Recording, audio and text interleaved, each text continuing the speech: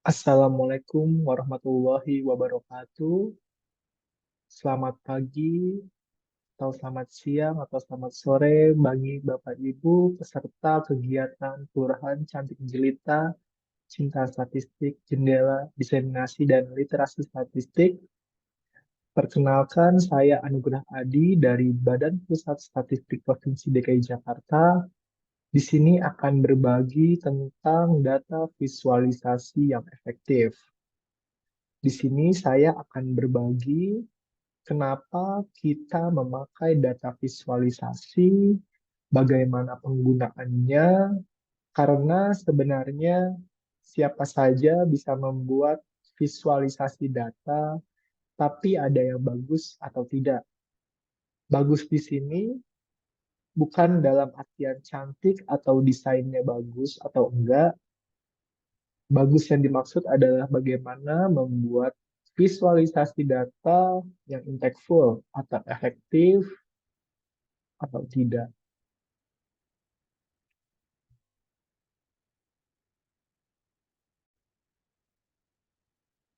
Sebagian besar dari materi saya ambil dari dua buku ini, The Big Book of Dashboards dan Storytelling with Data.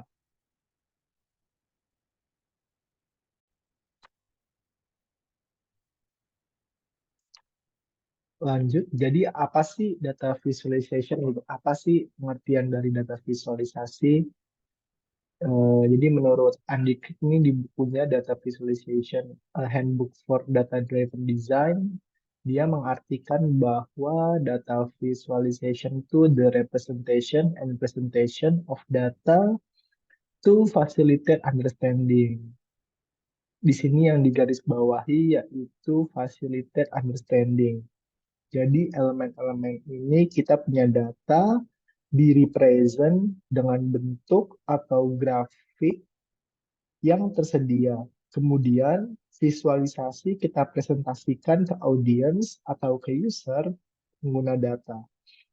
Presentation ini lebih cara kita mampu mengkomunikasikan visualisasi data kita karena tujuan utamanya yaitu memfasilitasi understanding. Karena percuma kita udah bikin visualisasi data secantik atau sebagus apapun desainnya, tapi nggak ada yang ngerti cara bacanya. Jadi kita semacam menerjemahkan data ke masing-masing orang yang baca data kita.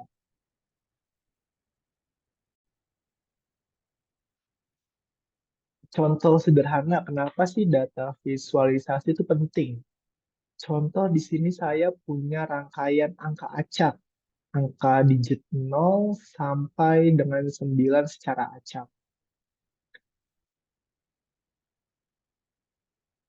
Hmm, ketika ditanya tadi sebelumnya, berapa sih jumlah angka 5 pada kotak angka di sini?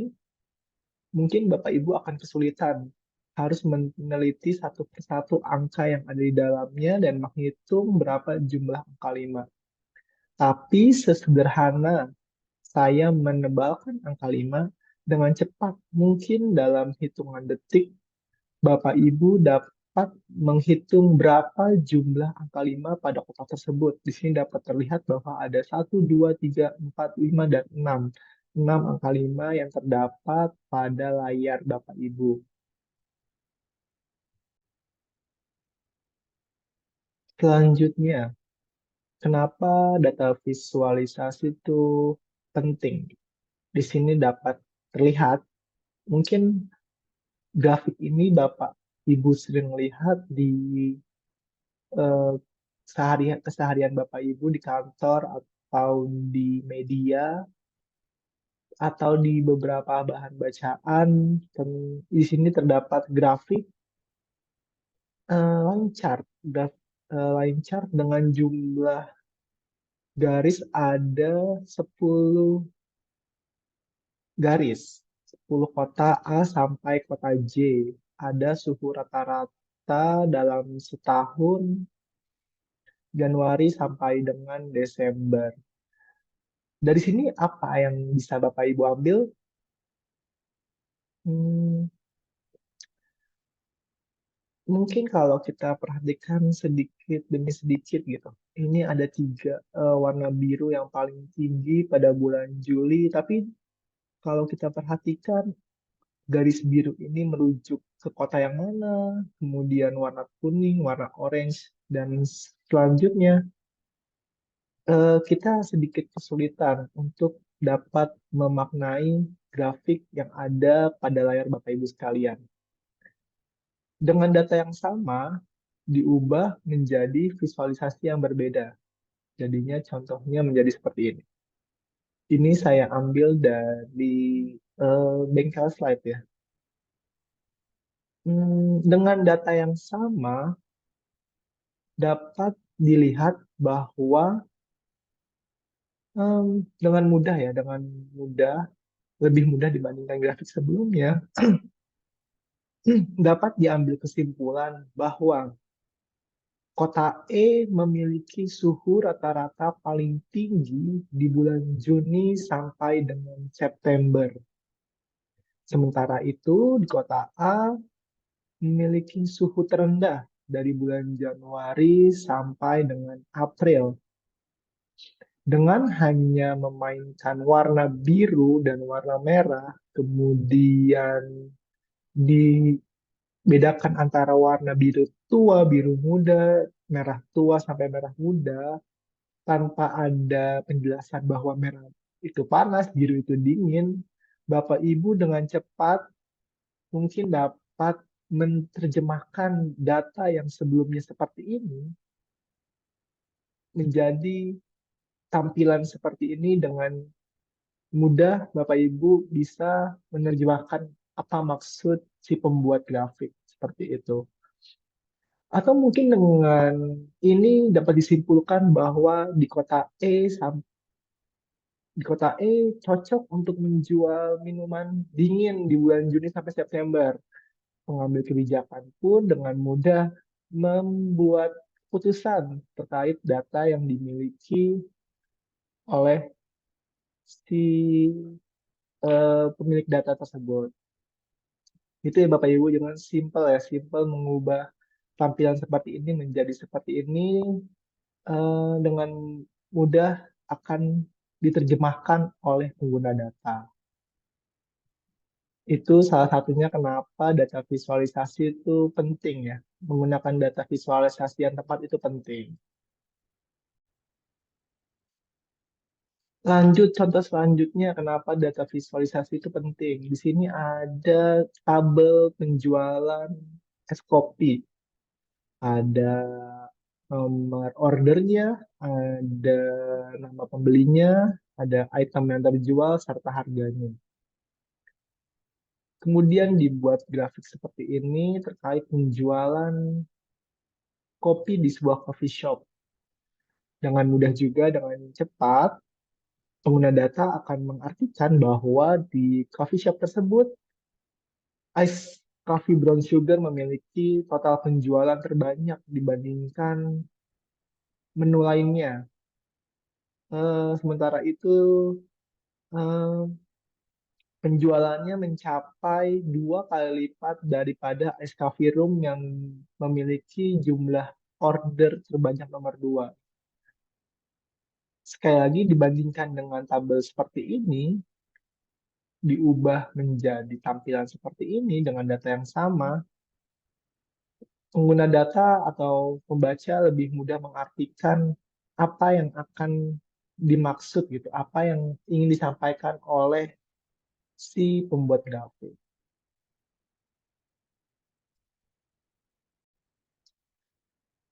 Kita lanjut. Ini mungkin salah satu data visualisasi yang nggak disengaja, tapi sering kita langsung diaplikasikan di keseharian.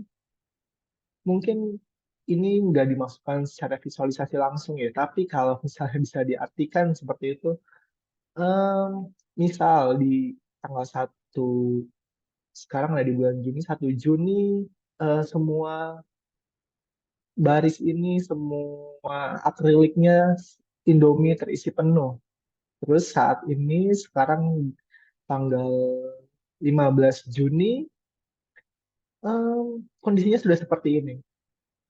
Dengan asumsi ini semua jenis yang berbeda, semua merek yang berbeda, satu merek tapi memiliki rasa yang berbeda, dengan mudah kita menangkap bahwa penjualan Indomie goreng ya, eh, penjualan varian goreng itu lebih banyak dibandingkan lebih banyak terjual dibandingkan varian lainnya. Dengan seperti itu juga pemilik warkop akan berpikir bahwa berarti bulan depan stok yang berarti berarti em, pembeli itu paling minat banyak selama bulan Juni itu ada di varian Indomie goreng dibandingkan varian lainnya. Ini kan sebenarnya visualisasi yang em, tadi itu lebih gampang ditangkap oleh pembaca ya. Padahal hanya simple membuat display Indomie eh, mie instan seperti itu.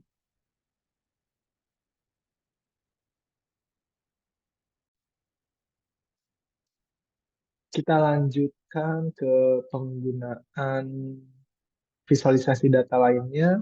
Di sini ada persentase penduduk miskin dalam bentuk tabel. Ada DKI Jakarta, Sulawesi Selatan, Papua. September 2020 dan Maret 2021. Pertama dibuat grafik seperti ini menggunakan bar chart. Em, Dapat dilihat bahwa ya, kalau misalnya Bapak Ibu lihat apa sih yang bisa disimpulkan dari bar chart ini, mungkin yang pertama Bapak Ibu tangkap pertama yaitu kemiskinan Papua lebih tinggi dibandingkan DKI Jakarta dan Sulawesi Selatan. Itu insight pertama yang Bapak Ibu lihat setelah melihat bar chart ini.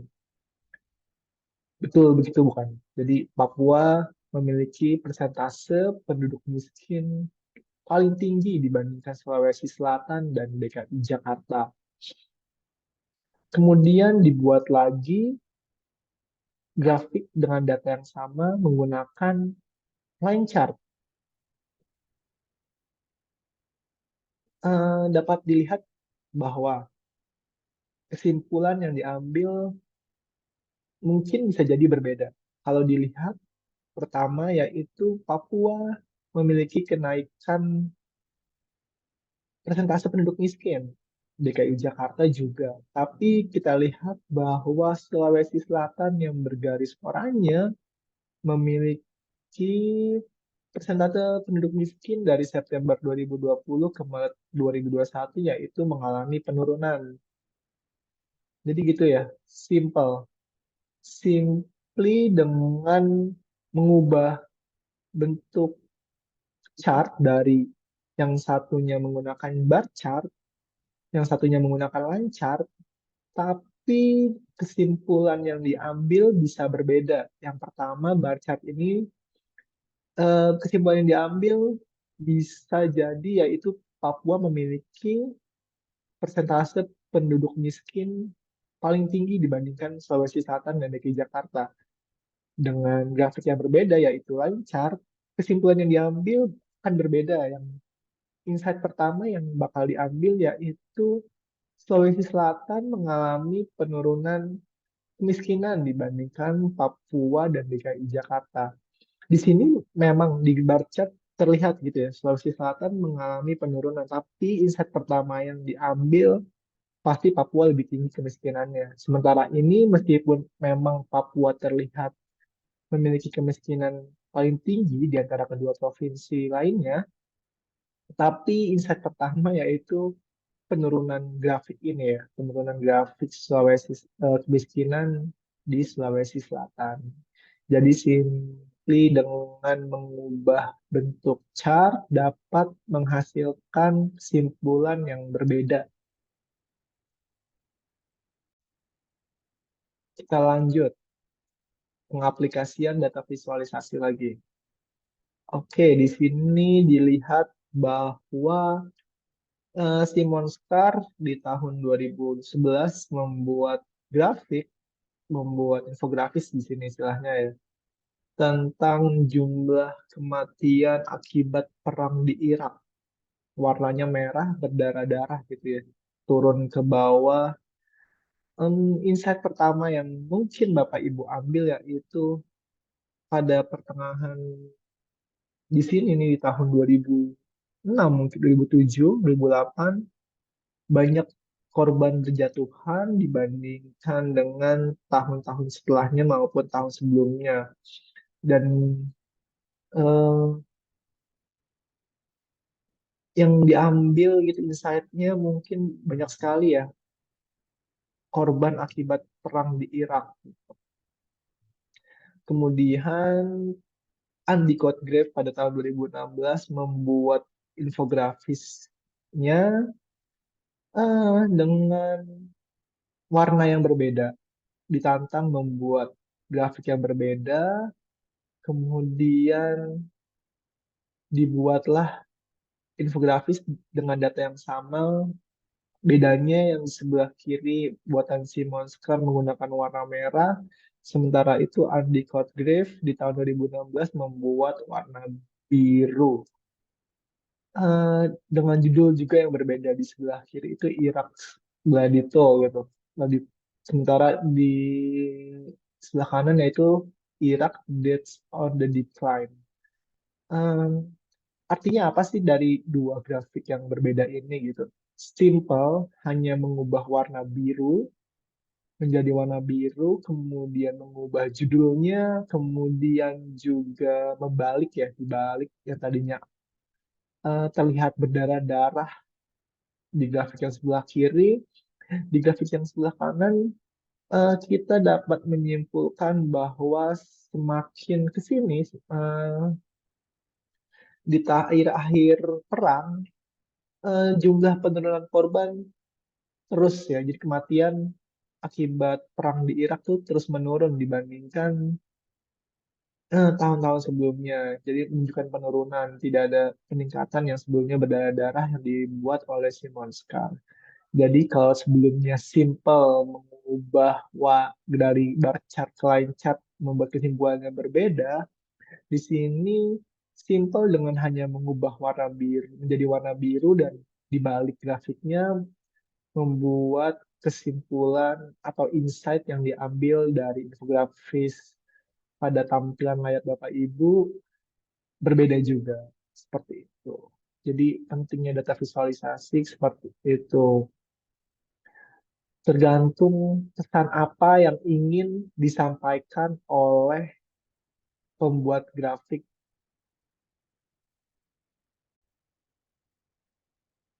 Kita lanjutkan. Jadi, how you visualize your data determines the story you tell. Know what story you want to tell before you create a data visualization. Em, jadi, sebaiknya kita tahu dulu ceritanya apa yang ingin kita sampaikan, baru kita buat data visualisasinya. Ini dalam posisi kita sebagai yang ingin menyampaikan data gitu ya. Jadi kita harus tahu dulu ceritanya, apa yang ingin kita sampaikan, kita tahu tujuannya, baru kita buat em, visualisasinya sesuai cerita yang ingin disampaikan seperti itu.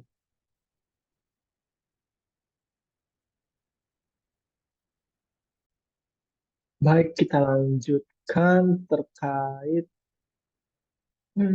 ada sebenarnya beberapa visualisasi data tuh yang kurang efektif. Jadi setelah ini saya akan menyampaikan beberapa visualisasi yang sebaiknya jangan digunakan seperti itu. Ini ada beberapa contoh yang ada di tampilan di layar Bapak Ibu sekalian. Ada pie chart, ada bar chart, 3 bar chart, ada 3D bar chart, Nanti akan coba dijelaskan mengapa sih chart-chart yang seperti ini tuh kurang efektif. Baik, kita lanjut. Pertama, ini ada eh,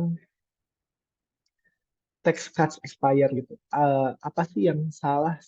Sebenarnya nggak salah, tapi apa sih yang kurang tepat gitu yang terkait bar chart yang ada di layar Bapak ini? Pertama, mungkin kita lihat bahwa yang posisi now itu ada di sebelah kiri, sementara yang lampau, yang sebelumnya ada di sebelah kanan itu hal yang nggak lazim ya, nggak lazim digunakan, nggak salah, tapi kurang tepat. Kemudian 35%, 35%, dilanjut 39,6%-nya ada di titik ini.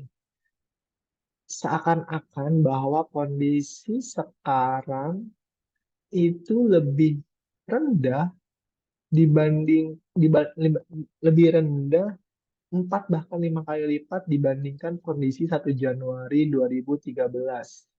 Ini yang ada di berita Fox ya, Fox Business. Jadi baiknya gimana sih kalau ada grafik ini gitu dengan data ini seperti ini. Jadi eh, tax rate gitu ya. eh,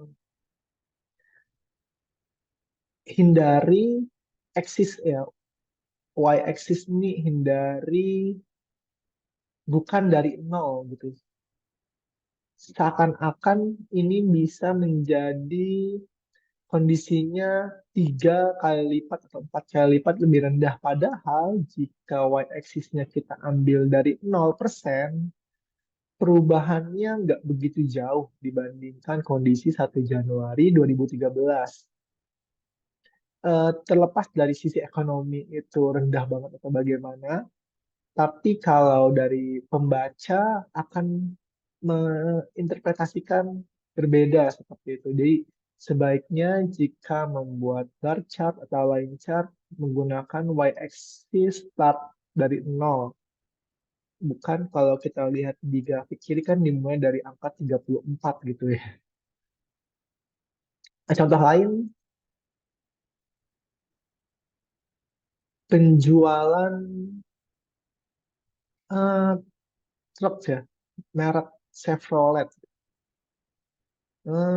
Di sini dilihat bahwa penjualannya yaitu 98% plus plus ya, 98% lebih. Sementara itu Ford 97%. eh, Sementara itu Nissan atau Datsun itu 95%. Seakan-akan kita lihat bahwa penjualan Chevrolet ini mencapai 6 kali lipat dari penjualan Nissan. Ya kan istilahnya kita butuh bar chart ini berapa tumpuk sampai mencapai bar chartnya penjualan Chevrolet ya. Padahal kalau kita lihat dari X0 seperti ini, selisihnya nggak begitu jauh ya antara penjualan Chevrolet dengan Nissan atau Datsun. Nggak salah, yang sebelah kiri nggak salah, memang penjualan Chevrolet itu lebih banyak dibandingkan tiga pesaingnya, tapi sebisa mungkin tidak membuat pembaca menginterpretasikan lain seperti itu. Jadi sebenarnya kan kalau kita lihat selisihnya hanya 3%. Kalau seperti ini seakan-akan selisihnya mencapai 100% lebih. Jadi kalau membuat chart, sebaiknya dimulai dari Y0.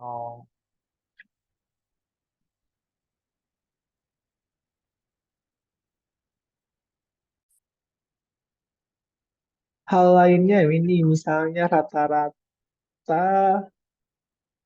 tinggi perempuan menurut negara ya.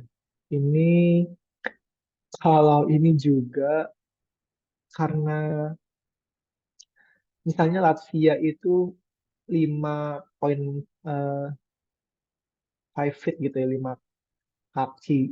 Sementara India itu 5. Ini cuma beda sedikit, tapi karena dibuat grafik seperti ini gitu, digambarkan bahwa tinggi. Jadi seakan-akan tinggi orang India itu hanya sekakinya orang Latvia. Padahal kan nggak seperti itu ya. Ehm, Baiknya tadi kembali lagi, y axis-nya dimulai dari 0 dan gunakan eh, simbol atau bentuk yang tidak membuat orang menginterpretasikan lain seperti itu. Mungkin kenyataannya nggak selisihnya tidak sejauh yang digambarkan oleh grafik di depan atau di layar.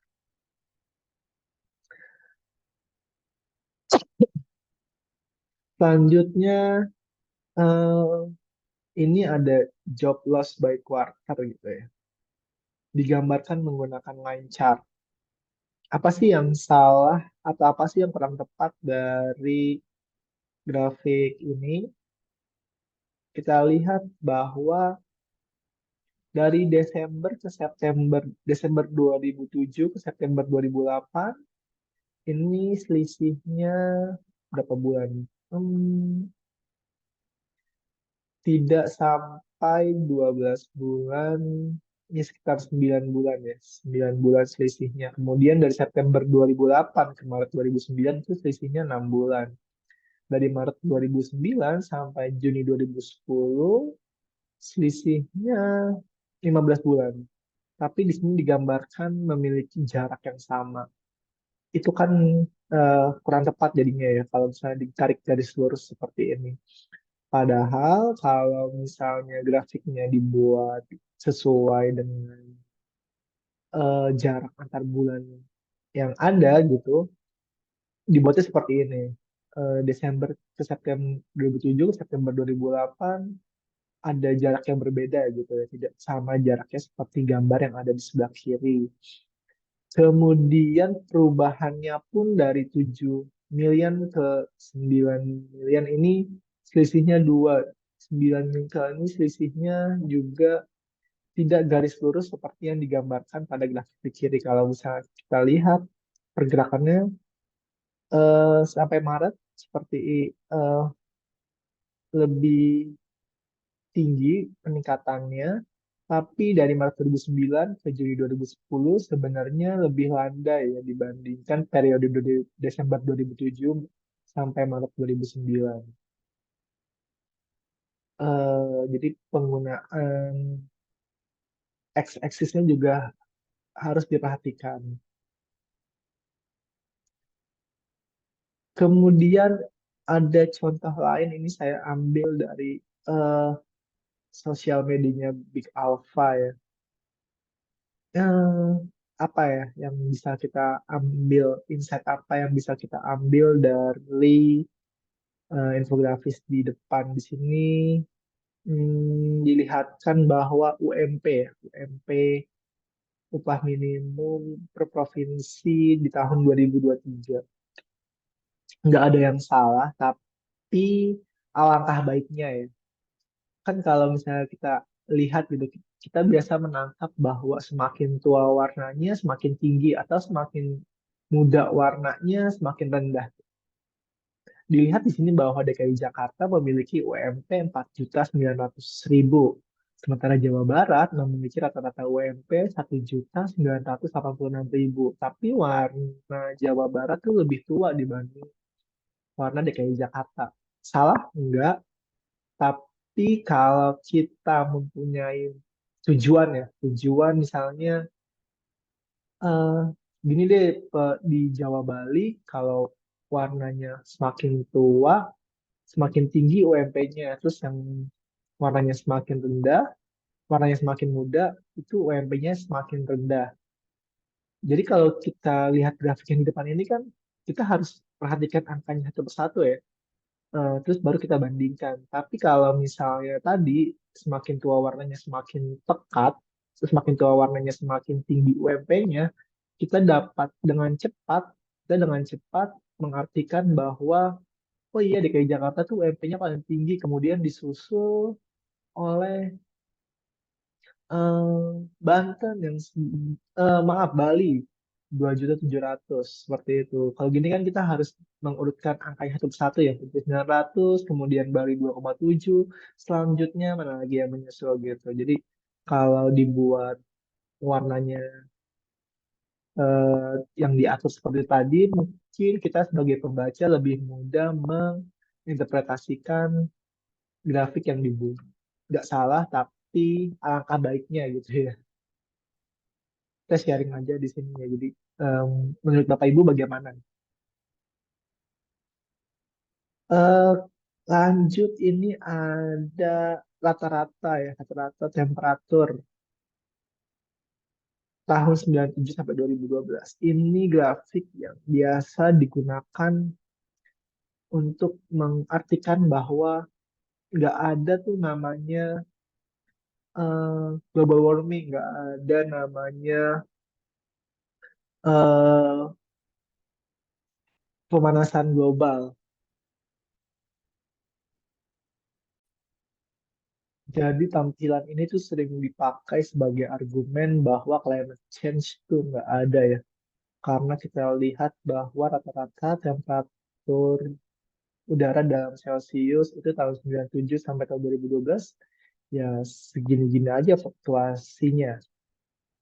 Kita lihat lagi, tuh tidak ada kenaikan dari tahun 95 diambil garis seperti ini tidak ada kenaikan yang signifikan mungkin ya dari tahun 95 sampai tahun 2011. Hmm, tapi kalau kita tarik mundur gitu ya, ini temperatur anomali jadi perubahan ya, perubahan suhu dari tahun 1961 ke tahun 2011 yang tadinya dibuat grafik itu di tahun 95 sampai 2011 itu rata-rata udah rata-rata suhunya kalau kita buat yaitu temperatur anomali ya perubahan ininya rata-rata perubahan suhunya dari tahun 1961 sampai tahun 2011 dapat terlihat jelas bahwa ada kenaikan yang signifikan dari tahun 61 sampai 2011. Ini menunjukkan apa sih sebenarnya gitu kan? Tadi benar yang sesuai saya di depan bahwa kita tahu dulu ceritanya, baru kita buat grafiknya. Tapi data itu nggak bisa bohong ya, karena data itu nggak bisa bicara sendiri.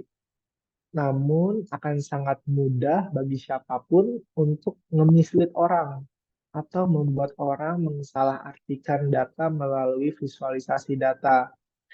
Tapi kita sebagai analis atau penghasil data, kita bertanggung jawab atas data yang kita visualisasikan. Bagaimana misalnya data yang kita visualisasikan ini sebelumnya dipakai oleh pengguna kebijakan untuk mm, menyatakan bahwa tidak ada climate change, kita pembangunan besar-besaran tidak ada masalah gitu, tidak perlu memperhatikan kelestarian lingkungan karena ya sebenarnya nggak ada masalah terkait climate change. Yang padahal kalau kita tarik mundur dengan menggunakan data perubahan suhu, ceritanya berbeda nih kan, ceritanya berbeda akan terlihat jelas tuh bahwa ada sebenarnya efek dari climate change. Seperti itu. Meskipun kita tahu ceritanya, tapi kita sebagai pemilik data atau penghasil data harus tetap berhati-hati dan bertanggung jawab atas data yang kita visualisasikan. Kemudian ini ada lagi contoh lainnya yaitu penjualan US smartphone market share yang dipresentasikan oleh Steve Jobs. Itu em, terkait penggunaan 3D, penggunaan chart 3D ya. Eh, Balik lagi, nggak salah, tapi mungkin kalau Bapak Ibu lihat di sini penjualan pertama yaitu RIM ya, di 39% terlihat jelas. Tapi antara warna ungu dan warna hijau tuh memberikan eh, visualisasi kita yang berbeda gitu. Kita dapat mengambil kesimpulan menerka-nerka bahwa penjualan warna hijau tuh lebih tinggi loh dibanding warna ungu others. Padahal kalau dilihat lebih jeli lagi, ternyata itu karena efek 3D yang dibuat oleh si yang membuat grafiknya. Efek 3D itu membuat mata kita melihat seakan-akan warna hijau penjualannya lebih tinggi dibandingkan warna ungu. Padahal kalau dibuat grafik dua dimensi seperti ini, eh, dilihat bahwa warna ungu yaitu lainnya lebih banyak market share-nya dibandingkan Apple. Kenapa juga sih, kenapa juga sebenarnya penggunaan pie chart ini harus berhati-hati? Anggap saja misalnya tidak ada angka, tidak ada label angka pada grafik di kanan.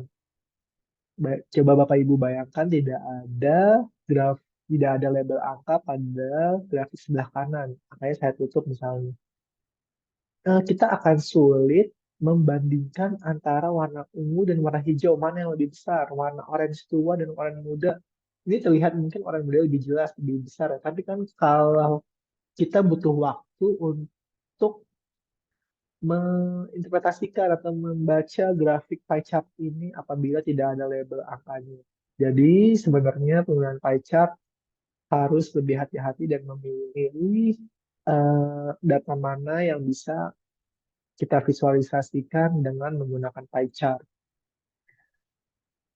6 kategori masih oke, tapi kalau lebih dari 6, sebaiknya tidak lagi menggunakan pie chart. Nah, ada beberapa tips bagaimana sih membuat data visualisasi yang baik. Kita berbagi, saya sharing aja. Pertama yaitu kita harus punya data dulu yang prepare the right data. Kita harus punya dulu datanya harus benar dulu. Em, saya yakin di instansi Bapak Ibu sekalian data banyak, tinggal pilih mau pakai data yang mana. Tapi eh, dari preparation prosesnya, dari pengumpulan datanya, cleansing, transformation-nya eh, perlu diperhatikan lagi. Jadi kita harus pertama kita punya dulu datanya yang benar. Kedua, eh, deliver to right audience. Kita harus tahu dulu audiens kita nih, siapa yang mau kita sampaikan, data visualisasi kita tuh akan kita sampaikan ke siapa. Know your audience. Siapa audiensnya, apa yang mereka mau tahu, bagaimana kita bisa relate ke mereka. Eh, kita lihat, kita harus tahu apa profesinya, expertise-nya, konteksnya, budayanya, kemudian bahasa, serta keyakinannya mereka. Eh,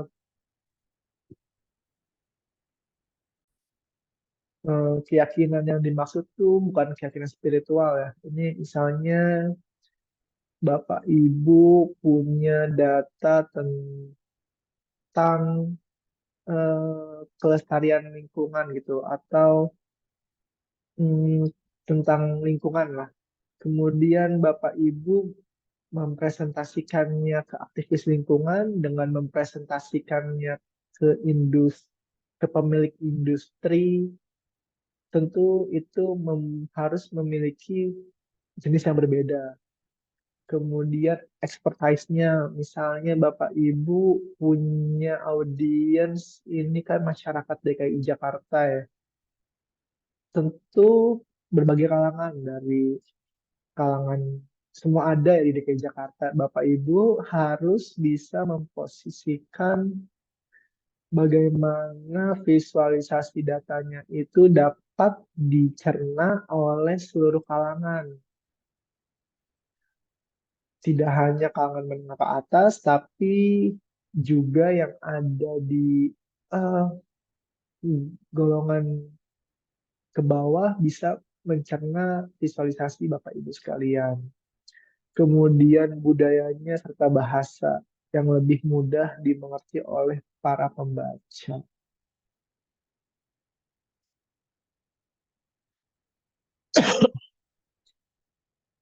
Kemudian lanjut aja,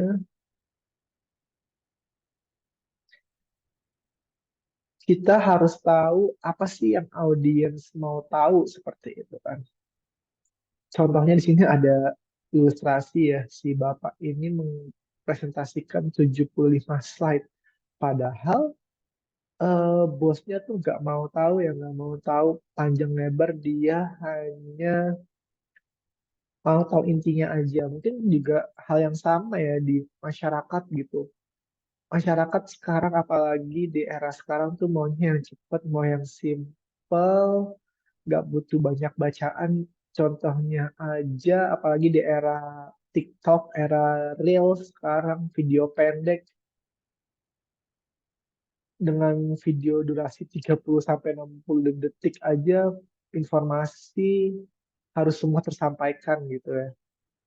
Masyarakat nggak mau lagi banyak baca, banyak mencerna banyak, hanya mau yang simpel-simpel. Jadi kita harus bisa membuat visualisasi tuh yang sekali orang lihat langsung ngerti apa yang mau disampaikan Bapak Ibu. Terus bagaimana kita relate ke audiens? Eh, contohnya aja misalnya ada ilustrasi dari Gojek ini, orderan martabak via GoFood kalau ditumpuk seluruh Indonesia tingginya secara Monas dengan cepat gitu, dengan mudah kita bisa membayangkan bahwa wah iya tinggi sekali. Ini di masyarakat Jakarta relate ya karena bisa membayangkan martabak setinggi Monas yang tinggi sekali seperti itu.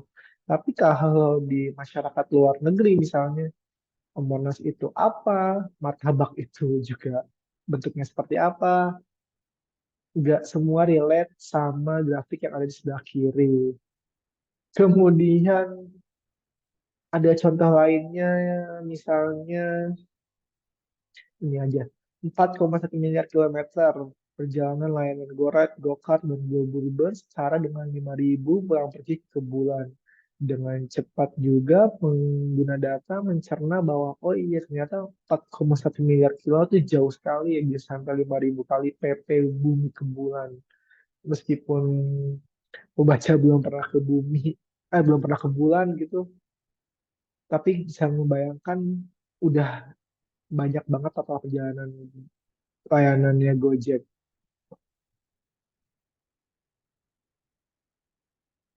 Jadi the size of your audience itu doesn't matter. What's important is that your audience is listening. Terus kita juga harus menggunakan media yang tepat.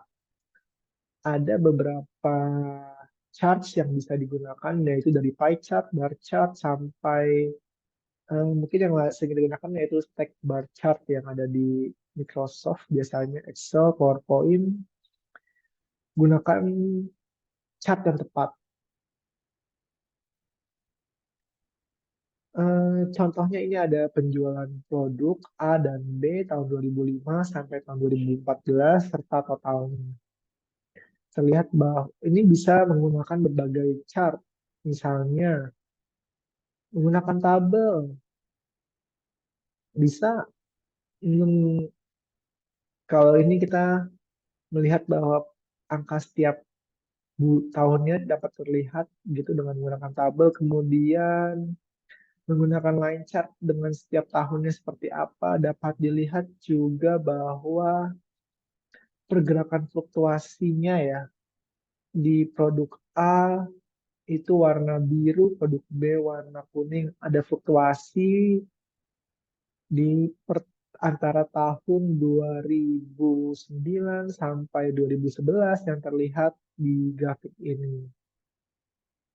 Ini ingin memperlihatkan fluktuasi kedua produk.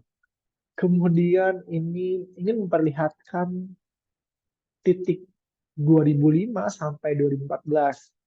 Di 2005 penjualan A lebih banyak dibanding penjualan B, tapi di tahun 2014, 9 tahun kemudian penjualan B dapat melebihi penjualan A. Ini yang ingin disampaikan pembuat grafik kepada pembaca seperti itu. Contoh simpelnya aja, lanjut choosing the right charts. Ada beberapa ingin membandingkan perubahan antara waktu, komposisi, distribusi, korelasi, dan lokasi. Ini mungkin cheat-nya ya. Ada beberapa pilihan. Mungkin kita akan bahas aja yang sering digunakan, yaitu pertama line chart.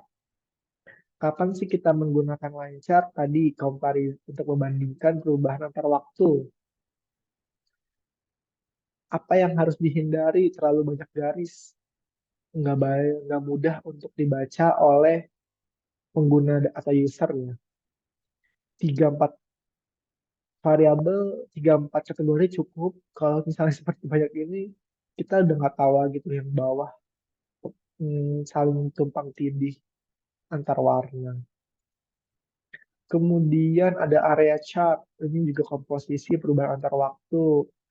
Yang hindari yaitu terlalu banyak data seriesnya, juga ada inconsistent behaviors.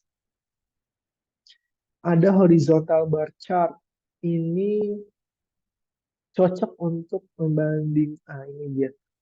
Jadi secara psikologi untuk urutan kita lebih mudah ya horizontal dari atas sampai bawah. Kalau ada horizontal bar chart seperti ini, baiknya kita urutkan yang paling atas itu yang paling tinggi nilainya, semakin ke bawah semakin rendah. Tidak untuk memperlihatkan pertumbuhan dan tidak banyak dimension ya. Jadi ini baiknya untuk comparative ranking. Terus vertical bar chart ini untuk comparison perubahan atau pertumbuhan antara waktu. What to avoid, hindari menggunakan vertical bar chart untuk ranking. Ini ada stack bar chart. Ini juga komposisi perubahan antar waktu. Misalnya Q1 2014 warna hijau muda ini ada 22%. Di 2014, di Q4 2014 tumbuh menjadi 26%. Jadi ini dapat memperlihatkan komposisinya, persentase, dan perubahannya antar waktu. Yang perlu dihindari terlalu banyak kategori. Semua grafik itu, semua bar chart sebisa mungkin hindari terlalu banyak kategori atau terlalu banyak data series. Ketika data series itu apa sih yang ketika bayar data series apa sih yang dilakukan? Nanti misalnya kita bisa menggunakan tabel. Gak ada salahnya ya menggunakan tabel dalam mempresentasikan data kita dibanding terlalu banyak datanya, terlalu banyak kategorinya, kita buat chart tapi nggak bisa dibaca. Terus pie chart di single composition. Yang perlu dihindari more than 6 slice itu udah terlalu banyak, maksimal 6 itu udah cukup. Hindari efek 3D. Tadi yang contohnya pie chart Steve Jobs dapat membuat persepsi pembaca berbeda. Contohnya ada yang warna Paul warna biru dan Brian warna oranye. Penjualannya mereka seakan-akan Brian penjualannya lebih banyak, padahal sama-sama 50. Ada scatter plot showing correlation between two variables untuk mencari outlier. Overplotting dihindari. Kapan memakai, ada juga map ini untuk memperlihatkan distribusi, geographical distribution. Apa yang perlu dihindari using it just because it's cool buat tren-trenan, nggak perlu. Kalau cuma mau nunjukin dua, Jawa Barat Jakarta misalnya, nggak perlu pakai tabel. Ketika Bapak Ibu mempunyai banyak dimension and matrix, using this when there is a better option. Tadi ketika terlalu banyak dimension and matrix, Nggak perlu lagi kita maksain pakai chart ketika memang tabel atau grid ini udah cukup buat mempresentasikan data Bapak Ibu. Kita juga harus menggunakan warna yang tepat tadi, misalnya sequential dari warna terang ke warna gelap yang menunjukkan semakin tinggi gelap warnanya semakin tinggi nilainya, atau kategori yang berbeda menggunakan warna yang berbeda, terus diverging ya. Ada two sequential colors with a neutral midpoint. Misalnya tadi eh, panas warna merah, dingin warna biru, di tengah-tengahnya abu-abu yang netral. Itu perlu juga. Kemudian highlight, kita menggunakan warna tertentu untuk meng-highlight sesuatu yang ingin disampaikan lebih dibandingkan yang lainnya, atau juga untuk alert biasanya menggunakan warna merah, color used to get reader attention. Bapak Ibu bisa lihat lagi penggunaan warna untuk grafik. Nah, ini ada hue, saturation, and value. Kemudian ada lagi prinsip yaitu shortest time possible.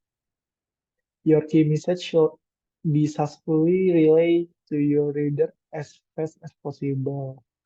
Apa sih yang dimaksud? Jadi sebisa mungkin pesan yang ingin disampaikan Bapak Ibu, pembuat grafik itu cepat dengan cepat dimengerti oleh pembaca, cepat mungkin. Jadi baru lihat grafiknya langsung ngerti apa yang ingin disampaikan Bapak Ibu. Caranya gimana? Yaitu dengan meng-highlight informasi utamanya, eliminasi distraction-nya, decluttering, kemudian call to action. Di sini ada contoh misalnya. Ini kita eh, ini yaitu highlight key information ya. Jadi ada grafiknya sebelah kiri dan grafik sebelah kanan ini new marriage by education. Jadi pernikahan menurut pendidikan. Yang di sebelah kanan langsung meng-highlight yang nilai paling tinggi itu ada di sarjana ke atas. Jadi langsung ya langsung di-highlight. Kemudian ini saya coba contohin aja yang lebih simple di cluttering nih. Jadi clutter is the enemy of clarity gitu. Ada contoh misalnya saya ingin memberitahu teman saya bahwa bacon tuh nggak bagus buat kesehatan dia. Bisakah saya membuat grafik ini lebih baik gitu?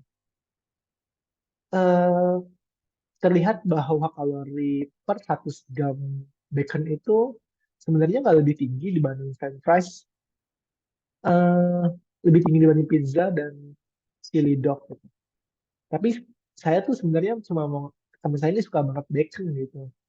Saya mau ngasih tahu bahwa bacon tuh nggak bagus buat kesehatan, perlu nggak bagus buat kesehatan.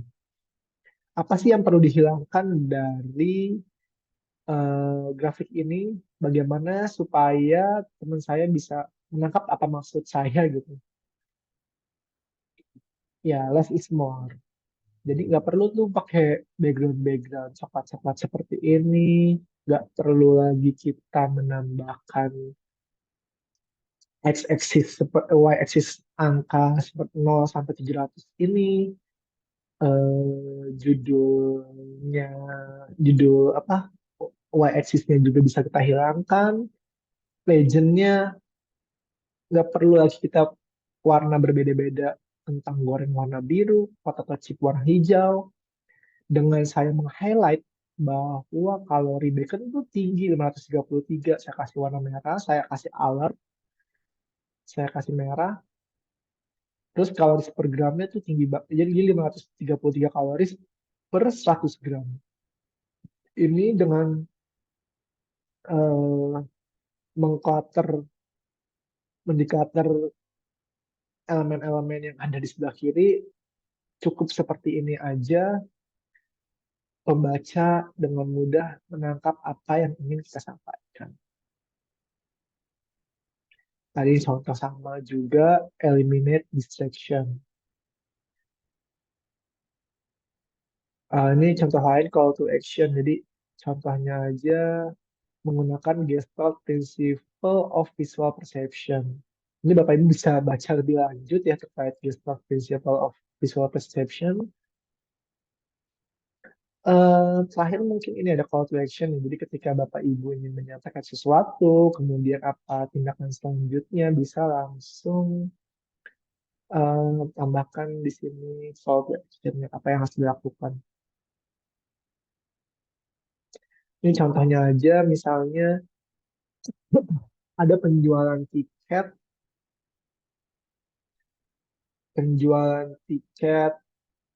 hmm, di bulan Januari sampai Desember yang diterima yang dengan yang diproses. Dari bulan Januari sampai bulan Mei ini masih bisa ditangani jumlah penjualan tiketnya yang di receive sama yang diproses gitu sampai bulan Mei. Tapi di bulan Mei sampai bulan Desember em, ada selisih antara yang di receive sama yang diproses. Ternyata kalau dilihat lagi ada dua pegawai yang exit di bulan Mei ya. Jadi dengan ada call to action di sini, please approve the hire of. Jadi minta tolong ke HRD-nya mungkin ya untuk mencari dua pegawai untuk bisa menggantikan dua pegawai yang exit di bulan Mei agar jumlah tiket yang di-receive dan proses ini bisa kembali ke posisi bulan Januari sampai bulan Mei. Jadi dengan begini kan langsung dimengerti tanpa perlu kita membuat si pembaca itu menginterpretasi sendiri, tapi dengan kalimat seperti ini kita bisa langsung menyampaikan apa yang ingin kita sampaikan. Mungkin ada quote terakhir nih dari bukunya Big Book of Days Birth itu for the largest number of people profit the greatest degree of understanding with the least amount of effort. Oke, mungkin sekian dari saya. Mohon maaf apabila ada kekurangan. Assalamualaikum warahmatullahi wabarakatuh. Semoga yang saya sampaikan dapat bermanfaat buat Bapak Ibu sekalian. Terima kasih.